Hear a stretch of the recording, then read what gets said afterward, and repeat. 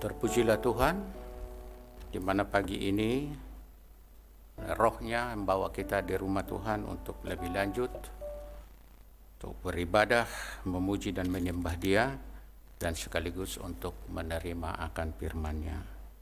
Sekali lagi bagi keluarga yang kami kasihi, yang ditinggal oleh Bapa dan Ibu dan seluruh keluarga besar, kami mengucapkan turut berduka cita atas kepergian yang kita kasihi. Sekalipun dengan kepergiannya yang membawa hati kita serba banyak bertanya-tanya. Tapi sekali lagi, janji Tuhan mengatakan mereka yang meninggal di dalam Tuhan akan bersama-sama dengan Allah. Demikian juga kita yang ditinggalkan oleh kekasih-kekasih kita. Yesus berjanji tidak akan meninggalkan kita. Dia akan menyertai kita. Dia akan menjadi Bapa dan Ibu. Dia menjadi sahabat dan kekasih yang akan mendekat kita, yang akan memimpin perjalanan hidup kita ke depan. Pujilah Tuhan. Baik, saatnya kita akan masuk dalam pemberitaan firman Tuhan. Oh, masih ada di belakang saya yang bagian pemimpin pujian, dan oleh sebab itu kita nyanyikan satu pujian. Sebab Dia hidup, ada hari esok. Pasti ada hari esok. Bahkan untuk selama-lamanya kita akan bersama dengan Tuhan dalam dekapan kasih-Nya. Sebab Dia hidup, ada hari esok. Sebab Dia hidup, ku tak gentar karena Tuhan Dia pegang hari esok. Hidup jadi berarti sebab Yesus hidup.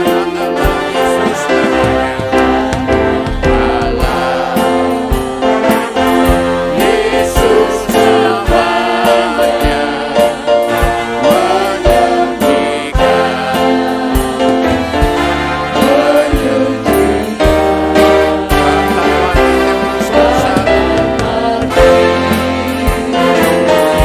terus dosamu kubur kosong membuktikan Yesus hidup. Sebab Dia hidup, sebab Dia hidup, ada hari esok. Sebab Dia hidup,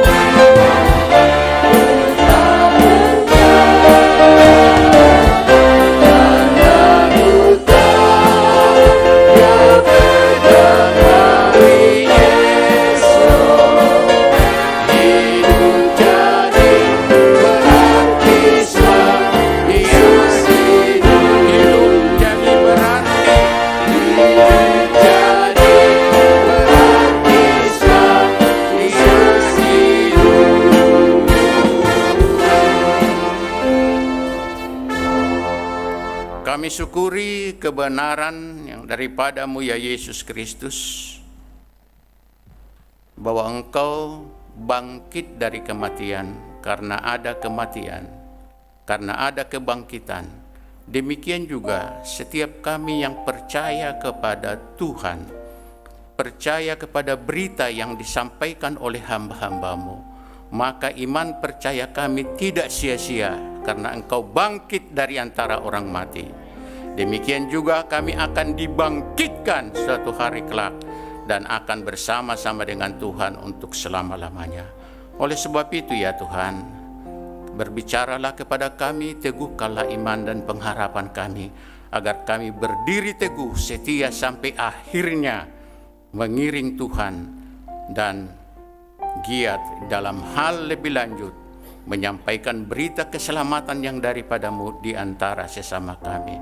Tuhan, terima kasih. Hidangkanlah tangan-Mu, berkatilah umat-Mu, teguhkanlah setiap hati yang goyah, hiburkanlah setiap hati yang berduka. Bahkan Engkau menaruh pengharapan dalam hati kami, agar kami tetap memandang kepada Tuhan dan memuliakan nama-Mu. Untuk itu ya Tuhan, berbicaralah kepada kami semua, sebab kami mendengar adanya.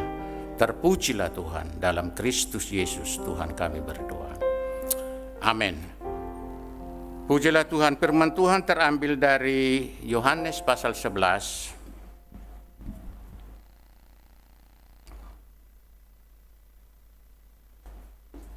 Injil Yohanes pasal 11 ayat 25 dan 26. Firman Tuhan berkata begini. Jadi kalau saya menyampaikan firman Tuhan, jadi saudara fokus melihat saya ya. Jadi enggak ke layar, karena ini saya ya tidak memberikan catatan. Jadi saya terus memperhatikan apa yang disampaikan. Injil Yohanes pasal 11 ayat 25 dan 26, firman Tuhan berkata begini. Jawab Yesus, "Akulah kebangkitan dan hidup. Barang siapa percaya kepadaku, ia akan hidup walaupun ia sudah mati. Dan setiap orang yang hidup dan yang percaya kepadaku, setiap orang yang hidup dan yang percaya kepadaku tidak akan mati selama-lamanya. Percayakah engkau akan hal ini?" Haleluya. Perkataan yang dijawab oleh Yesus tadi itu diucapkan Yesus kepada saudara Lazarus, yaitu Marta dan Maria. Karena keluarga ini, Lazarus, Marta dan Maria adalah yang bersaudara ini sangat dekat dengan Yesus. Sering menjamu Yesus di rumah mereka. Bahkan yang bersaudara ini begitu mempercayakan hidup mereka kepada Tuhan dan sangat tanggap akan setiap apa yang dikatakan oleh Yesus. Suatu ketika, waktu Lazarus sakit, maka Maria dan Marta mengutus utusannya memberitahukan kepada Yesus dengan pesan, "Dia yang kau kasihi sedang sakit. Dia yang kau kasihi sedang sakit." Tapi pendek cerita, Yesus tidak segera datang menanggapi suruhan yang disuruh oleh Maria dan Marta. Karena Maria dan Marta mengharapkan sebenarnya Yesus segera datang pada saat diberitahukan kepadanya bahwa yang dia kasihi, yaitu Lazarus, sedang sakit. Tapi firman Tuhan mengatakan di dalam Injil pasal 11 ini, Yesus sengaja mengulur waktu, tidak datang dengan segera menjenguk yaitu Lazarus. Setelah beberapa hari kemudian,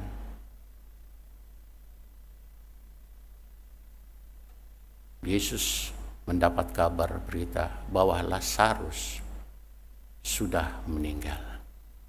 Kemudian dia beritahukan kepada murid-muridnya bahwa Lazarus sudah meninggal, sudah tertidur, tapi aku akan datang untuk membangunkan dia.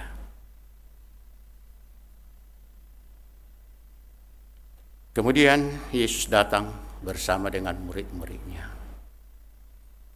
Diberitahukanlah kepada Maria dan Marta bahwa Yesus datang. Kemudian Marta menjemputnya dengan berlari. Dia mengungkapkan sebenarnya harapannya, penantiannya, dan keyakinannya kepada Tuhan. Dia mengatakan kepada Yesus, "Tuhan, sekiranya Engkau ada, sekiranya Engkau datang waktu saudaraku sakit, dia tidak akan mati, dia akan sembuh atau dia pun akan lebih lanjut akan hidup dan sebagainya." Kemudian apa jawab Yesus? Apa yang kita baca tadi, itulah tanggapan Yesus kepada pengharapan yang diungkapkan oleh Marta maupun Maria. Akulah kebangkitan dan hidup. Barang siapa yang percaya kepadaku, ia akan hidup walaupun ia sudah mati. Dan setiap orang yang hidup dan yang percaya kepadaku tidak akan mati selama-lamanya. Percayakah engkau akan hal ini? Inilah yang akan lebih lanjut yang perlu untuk kita pahami dan mengerti. Yang pertama, dengan jelas kalau kita membaca dalam 1 Korintus pasal 15, demikian juga tentang kebangkitan, bahwa adanya kebangkitan. Amin. Adanya kebangkitan orang mati. Amin. Karena adanya kebangkitan, itu makanya juga Yesus dibangkitkan dari antara orang mati. Dan Paulus juga mengatakan dan menegaskan, kalau tidak ada kebangkitan orang mati, maka sia-sialah pemberitaan kami dan sia-sialah juga iman dan percayamu. Dengan demikian, kamu masih hidup di dalam dosamu. Tetapi yang jelas ialah Kristus bangkit dari antara orang mati. Kebangkitan Kristus dari antara orang mati, dalam Korintus ini dikatakan, dia telah mengalahkan musuh yang paling akhir, yang paling kita takutkan, yaitu maut.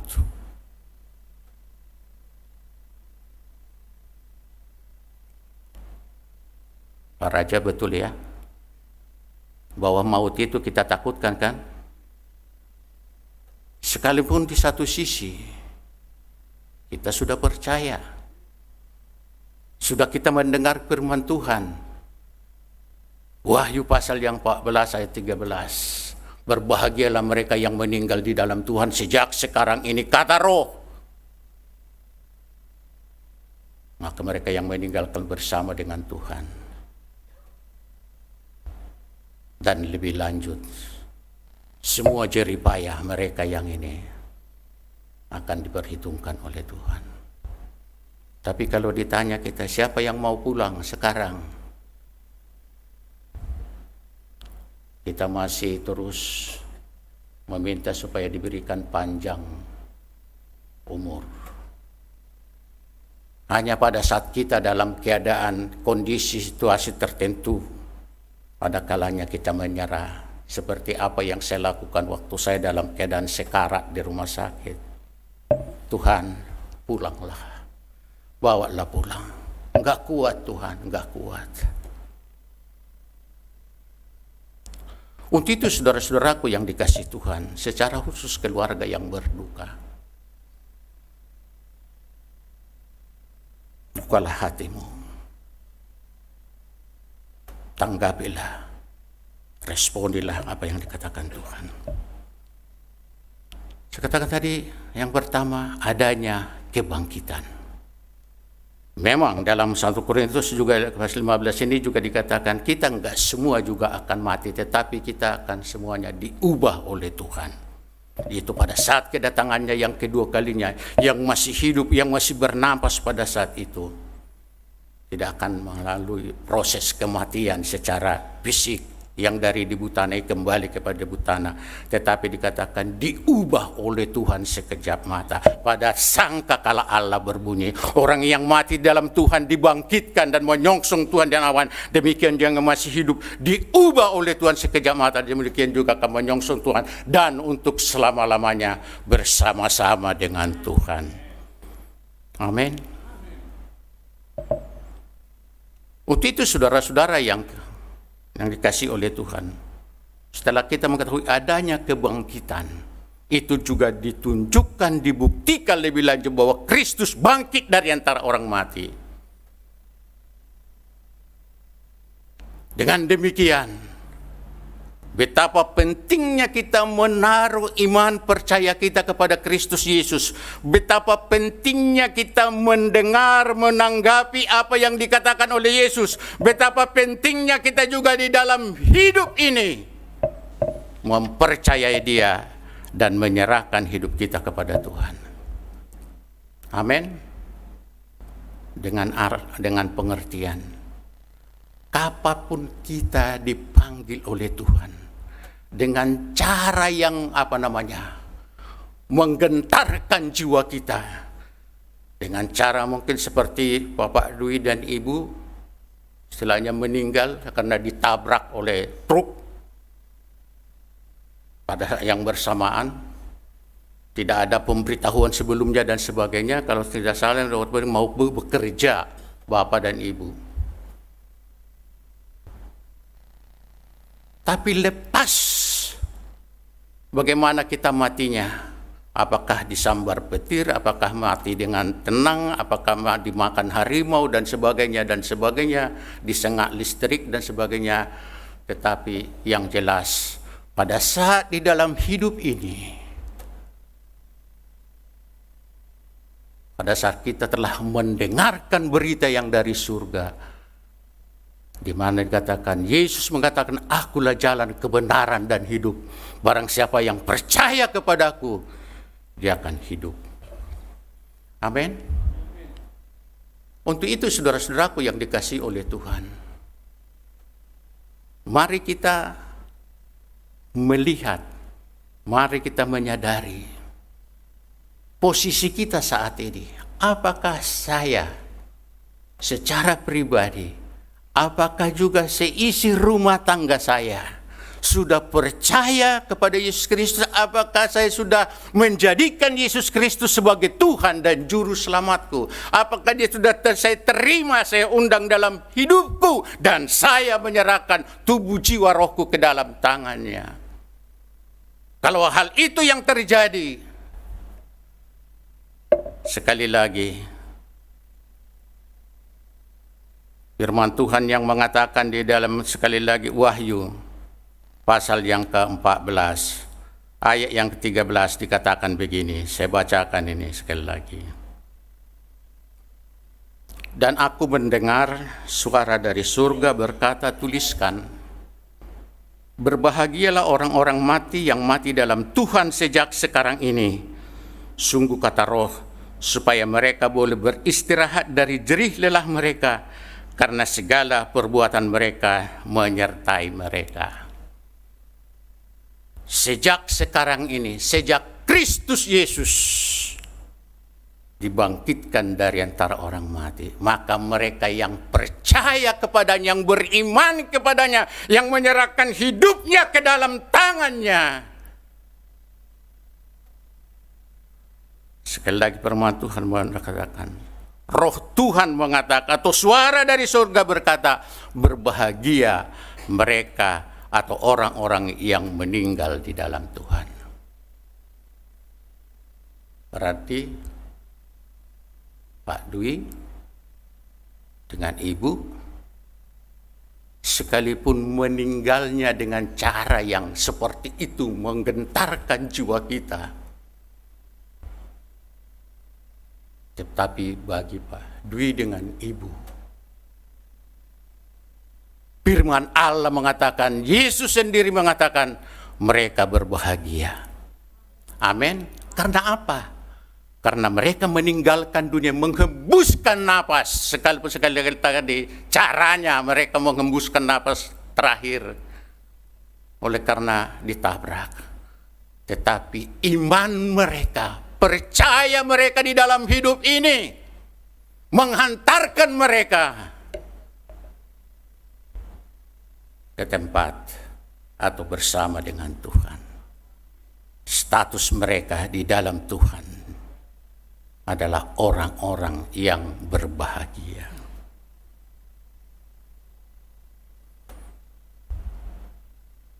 Alasan secara jasmani di sini dikatakan mereka berhenti sudah dari kelelahan dunia. Boleh beristirahat dari jerih lelah mereka. dalam usia sekian tahun tentu bekerja keras sebagai bapak, sebagai ibu, untuk memenuhi, menafkahi seluruh kebutuhan anggota keluarga. Demikian juga berusaha juga untuk melakukan apa yang dikehendaki Tuhan atas hidupnya, mengasihi sesamanya. Demikian juga mewartakan Kristus Yesus kepada sesamanya, kepada yang dicintainya dan sebagai dalam hidup ini. Sekali lagi, sekalipun kepergiannya dengan cara seperti itu, Tuhan tidak lupa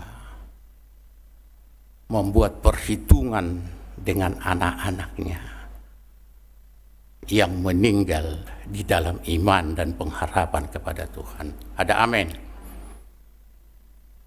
Karena segala perbuatan mereka menyertai mereka, tanggung jawab dedikasi yang mereka tunjukkan lebih lanjut dalam hal membesarkan anak-anak, mendidik anak-anak untuk takut kepada Tuhan, untuk percaya kepada Tuhan, membawa di dalam doa dan sebagainya dan sebagainya. Diperhitungkan akan Tuhan. Itu sebabnya dari mimbar ini kepada kita sidang jemaat Tuhan, selalu kita katakan, mari, mari. Beri waktumu, beri tenagamu, beri perhatian buat pekerjaan Tuhan. Ikut terlibat dalam pekerjaan Tuhan sesuai dengan kasih karunia, sesuai dengan apa yang bisa kita kerjakan dan lakukan. Alasannya, kita tidak tahu berapa lama lagi kita ada dalam dunia ini. Enggak harus tua dulu, ubanan dulu baru dipanggil pulang. Inilah apa yang kita lihat, yang terjadi, yang diperhadapkan dalam hidup ini. Memang waktu kemarin kami mendengarkan berita itu pada saat kami lebih lanjut melawat ibu pastor di Cikini, rumah sakit rumah duka, dengan usia jalan 102 tahun. Kemudian mendengar juga Pak Dwi dengan ibu dipanggil oleh Tuhan juga dengan usia yang jauh lebih lanjut.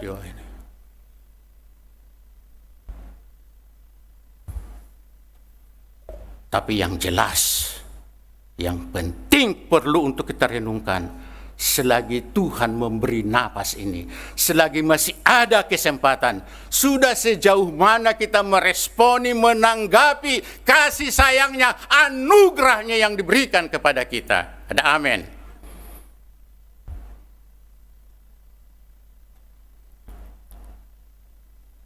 Karena dalam Injil Yohanes pasal yang pertama, ayat yang ke-12 dikatakan begini.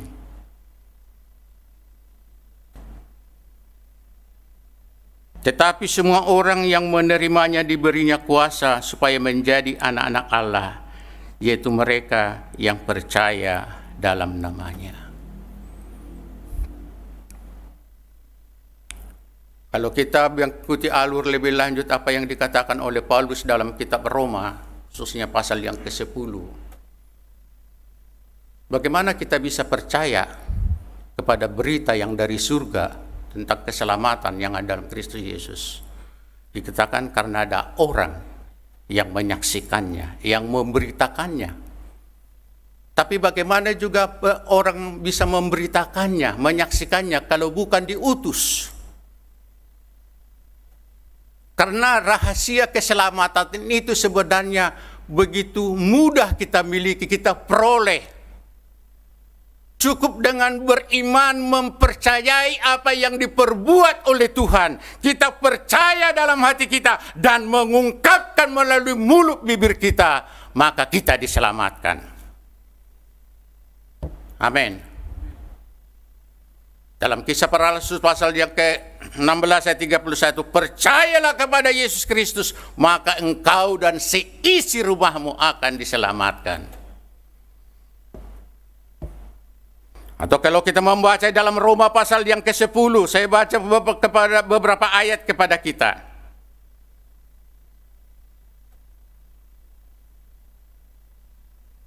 Ayat yang ke-7. Atau siapakah akan turun ke jurang maut? Atau ayat yang ke-8. Tetapi apakah katanya? Ini firman itu dekat kepadamu, yakni di dalam mulutmu dan di dalam hatimu. Itulah firman iman yang kami beritakan. Sebab jika kamu mengaku dengan mulutmu bahwa Yesus adalah Tuhan dan percaya dalam hatimu bahwa Allah telah membangkitkan dia dari antara orang mati, maka kamu akan diselamatkan. Percaya dalam hati, mengaku dengan mulut. Dia mengatakan, Yesus, aku percaya Engkaulah juru selamatku, Engkaulah penebusku, Engkau mati di atas kayu salib oleh karena dosaku, Engkau menggantikan aku di atas salib itu.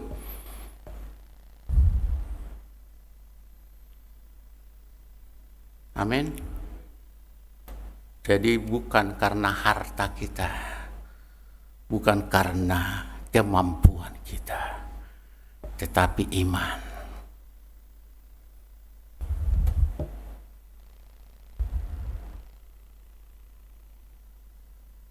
Dan keselamatan yang ada dalam Kristus Yesus itu tidak bisa kebayar dan beli. Sekalipun berlimpah-limpah uang dan harta kita, keselamatan itu kita terima dengan cuma-cuma oleh karena anugerah Tuhan, karena Tuhan berbaik hati kepada kita. Dia dijadikan korban atas tebusan dosa kita.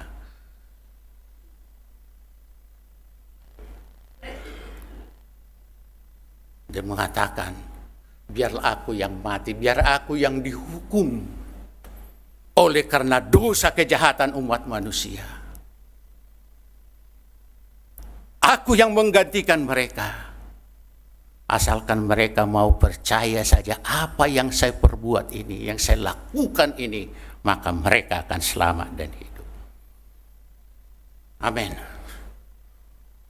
Oleh sebab itu, saudaraku yang dikasihi Tuhan, suatu hal yang sulit untuk dipikirkan, diyakini, kalau di dalam hidup ini Tuhan telah menawarkan kehidupan, keselamatan, pengampunan dosa, hidup yang kekal melalui pengorbanannya, tapi kita enggan untuk menerimanya, mempercayainya. Bahkan berusaha lebih lanjut menurut cara kita dan kekuatan kita untuk mencari jalan keselamatan itu. Ya kan? Saya tahu karena mungkin terlalu simpel, terlalu praktis. Hanya dengan iman, hanya dengan mengaku, percaya dalam hati, mengaku dengan mulut. Karena ayat 10 dikatakan dalam Roma pasal 10 tadi, karena dengan hati orang percaya dan dibenarkan, dan dengan mulut orang mengaku dan diselamatkan. Karena kitab suci berkata, barang siapa yang percaya kepada dia tidak akan dipermalukan. Ayat 13, sebab barang siapa yang berseru kepada nama Tuhan akan diselamatkan. Yang kedua, sekali lagi, terimalah Tuhan. Percayailah dia. Undanglah dia. Seperti Wahyu pasal 3 ayat 20, aku berdiri di muka pintu sambil mengetuk. Barang siapa orang yang membukakan pintu, aku akan masuk dan akan makan bersama-sama dengan dia. Karena tempat yang sesungguhnya, tahta yang sesungguhnya, Tuhan mau berdiam dalam hati kita. Tapi ingat, Tuhan gak mau memaksa. Hanya dia pribadi seperti tadi, orang yang baik hati, orang Asia yang mengerti etika. Kalau mau bertamu ke rumah seorang, dia mengetuk pintu dulu. Dia mengetuk pintu kita dengan berbagai cara. Bisa juga melalui mimbar ini, melalui mulut bibir hambanya ini, menyampaikan kepada kita. Bisa juga melalui peristiwa yang mengejutkan di tengah-tengah dunia ini. Bisa juga Tuhan lebih lanjut dikunjungi seseorang, dapat mimpi dan penglihatan dan sebagainya. Tuhan berbicara kepadanya dan sebagainya. Tapi yang jelas intinya ialah Tuhan begitu mengasihi kita. Tuhan berkehendak supaya kita diselamatkan. Sebab Dia menginginkan tidak seorang pun binasa. Bersama dengan itu juga, alangkah sangat disayangkan juga bagi kita yang mempunyai anggota-anggota keluarga. Kita sudah tahu tentang keselamatan oleh iman. Tapi enggan juga kita memberitahukan kepada anggota keluarga kita yang kita cintai di dalam hidup ini. Kita tidak ada usaha atau kemauan yang kuat bagaimana lebih lanjut agar anggota keluarga kita diyakinkan sehingga mereka bisa percaya dan datang kepada Yesus Kristus. Kalau boleh saya menganjurkan, ini menjadi PR kita. Utamakan keselamatan anggota-anggota keluarga kita dengan cara apapun.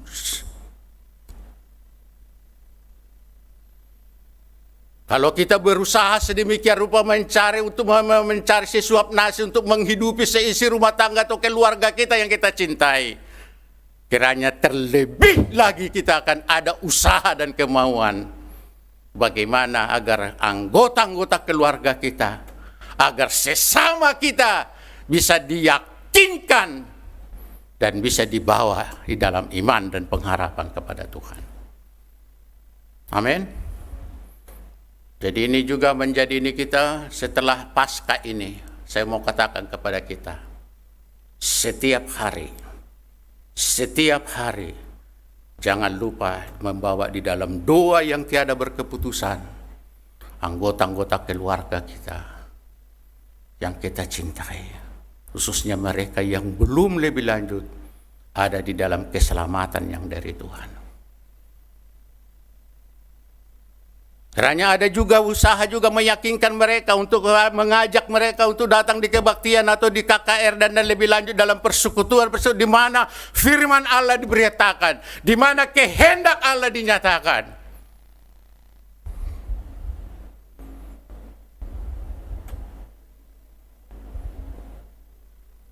Kalau sahabat-sahabat yang ada di pagi meyakinkan saya juga untuk mengunjungi tempat tertentu untuk bisa menikmati hidangan yang lezat dan sebagainya. Alangkah indahnya lagi, alangkah mulianya, alangkah bahagianya kalau itu juga menjadi usaha kita untuk meyakinkan sama kita. Karena bagi kita yang telah percaya, yang telah menjadikan Yesus Kristus sebagai Tuhan dan Juru Selamat, adalah kewajiban kita, adalah tanggung jawab kita untuk lebih lanjut menjadi saksi, menjadi terang di tengah-tengah dunia ini. Karena Tuhan telah menetapkan kita, kamu adalah saksiku, kamu adalah terang dunia, kamu adalah garam dunia. Dengan cara kita lebih lanjut meyakinkan sesama kita atau membawa seorang kepada Tuhan, itu sebagai wujud yang nyata, itu sebagai pernyataan yang secara ungkapan hati kita yang paling dalam tentang pengakuan kita bahwa Yesus adalah Tuhan. Dan itu adalah wujud lebih lanjut untuk meresponi, menanggapi firman Tuhan yang mengatakan dalam Matius pasal 22, kasihilah Tuhan Allahmu dengan segenap hati, jiwa, dan ragamu, dan kasihilah sesama manusia seperti dirimu sendiri. Baik kita memperhatikan mereka juga secara jasmani, pada saat mereka lapar kita beri makan, pada saat mereka tidak mempunyai pakaian kita berikan pakaian. Tetapi ada juga yang paling utama, yaitu jiwa mereka. Karena apa? Kita telah memiliki Yesus. Sebab kita sudah memiliki jaminan keselamatan, hidup yang kekal, tidak akan dihukum, tidak akan dipermalukan, bahkan lebih lanjut akan sewaris dengan Kristus Yesus dalam kerajaannya. Jadi kalau berita ini, kalau jaminan ini yang ada dalam Kristus Yesus, kita tidak wartakan, kita tidak sampaikan kepada yang kita cintai, sehingga tahu kasih apa yang sesungguhnya ada dalam hidup kita.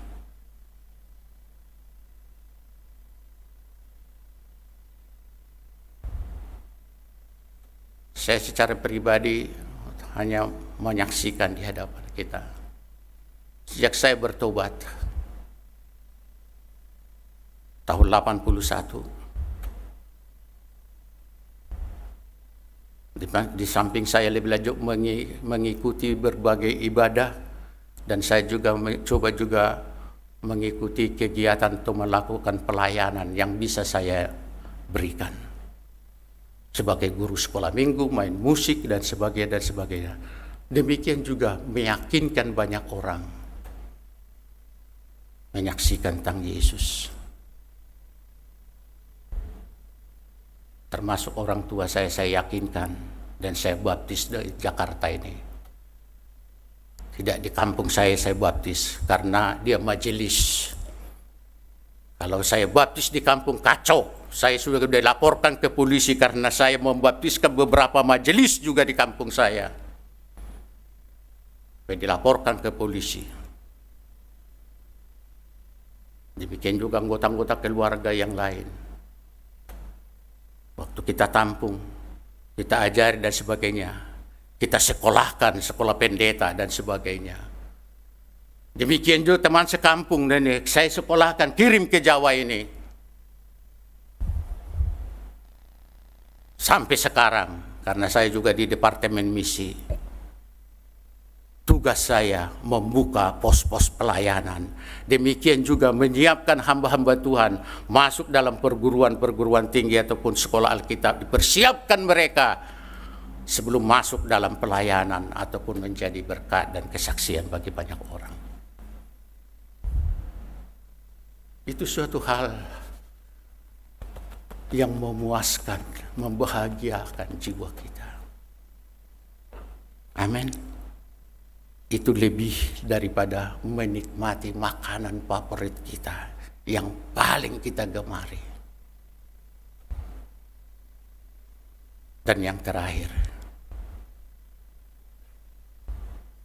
karena Kristus telah bangkit dari antara orang mati. Oleh sebab itu kita perlu percaya adanya kebangkitan, kemudian perlu kita lebih lanjut menyaksikan Tuhan atau mempercayai berita itu dan menyaksikan lebih lanjut. Dengan demikian kita akan bersama-sama dengan Tuhan untuk selama-lamanya. 1 Tesalonika pasal yang keempat, saya bacakan kepada kita. Begini kata firman Tuhan, ayat 14 dan seterusnya. 1 Tesalonika pasal yang keempat.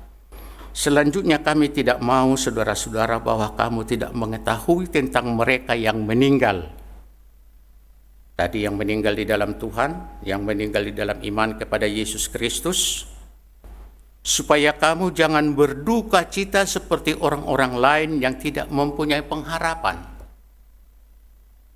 Karena jikalau kita percaya bahwa Yesus telah mati dan telah bangkit, maka kita percaya juga bahwa mereka yang telah meninggal dalam Yesus akan dikumpulkan Allah bersama-sama dengan Dia.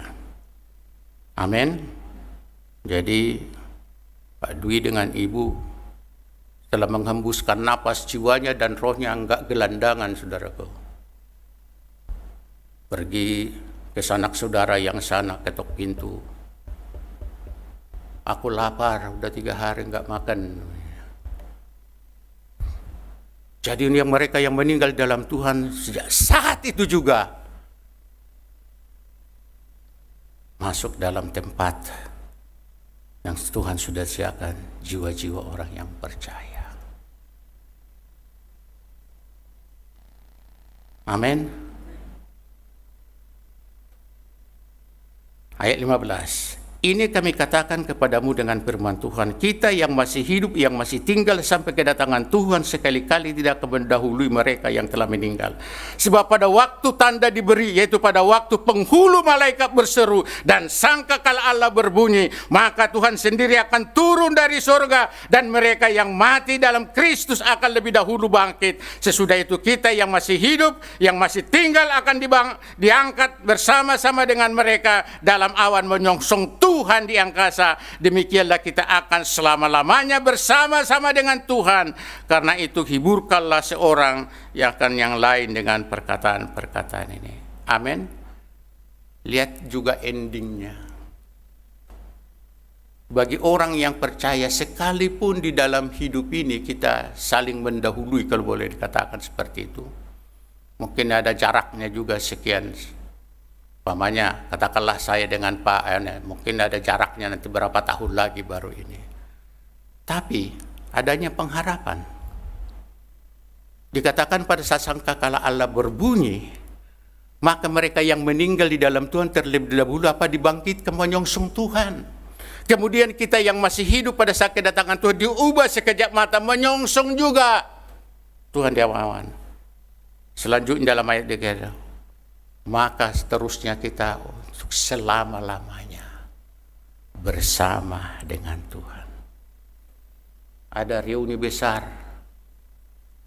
Di samping berjumpa kembali dengan yang kita cintai, orang tua kita, kekasih-kekasih kita yang mendahului kita dalam hidup ini. Tetapi terutama juga kekasih yang utama kita, yaitu Yesus Kristus yang telah berkorban, yang telah mati mengasihi kita, akan berjumpa dengan Dia dan untuk selama-lamanya bersama dengan Tuhan. Oleh sebab itu dikatakan hiburkanlah satu dengan yang lain.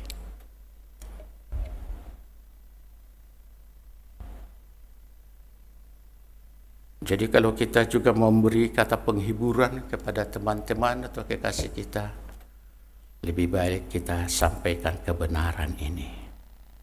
Amin. Bahwa Yesus akan datang kembali untuk menjemput kita, untuk mempertemukan kita, dan untuk selama-lamanya bersama dengan Tuhan. Nantikan ini, dan tinggallah tetap dalam pengharapan, setia sampai akhir di dalam iman dan pengharapan kepada Kristus Yesus. Amin. Haleluya. Yesus, engkaulah juru selamatku, Yesus engkaulah Allahku yang mati dan bangkit, naik ke surga mulia.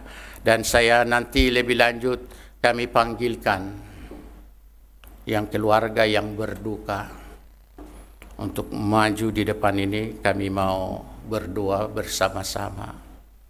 Tidak ada yang bisa kami bisa perbuat kepada sesama saudara yang kekasih. Tidak lain membawa hidup kita dan memohon Tuhan menghidangkan tangannya, memberikan rohnya. Ia akan menghiburkan, menguatkan, dan memimpin keluarga, anak-anak yang ditinggalkan. Haleluya.